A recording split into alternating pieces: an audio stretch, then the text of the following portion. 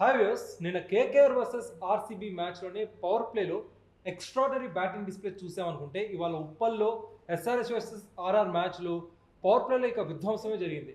మనం నిన్న KKR power play batting analysis చూసినట్టయితే వాళ్ళు 60 పరుగులు చేశారు.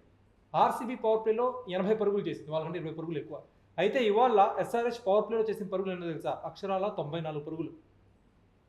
ఊచకోత ఒక రకంగా చెప్పాలంటే అసలు అందరూ ఎక్స్పెక్ట్ చేసింది ఏంటంటే హైదరాబాద్లో వర్షపాతం ఉండిద్ది అనుకున్నారు, కానీ ఇప్పుడు ఉప్పల్లో పరుగులు పాతం కనిపిస్తూ ఉంది.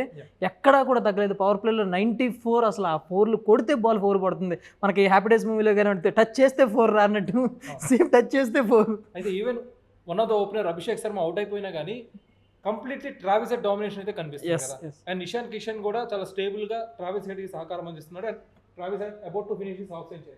సో పక్కన ఆర్ఆర్ ఎక్స్ట్రాస్ రూపంలో కూడా ఎక్కువ వైడ్స్ కానీ నో బాల్స్ కానీ వేస్తుంది. అది కూడా ఎస్ఆర్హెచ్కి కాస్త సానుకూల అంశంగా మారింది కదా.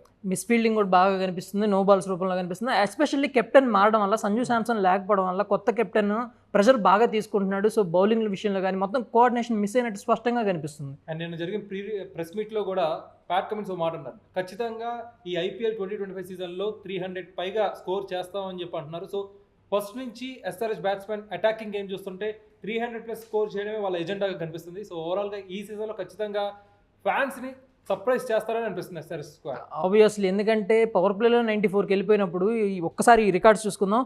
అభిషేక్ శర్మ రావడంతోనే 11 బంతుల్లో 24 పరుగులు పూర్తి చేసుకున్నాడు. దాని తర్వాత ట్రావిస్ హెడ్ 20 బంతుల్లో 49 పరుగులు పూర్తి చేసుకున్నాడు.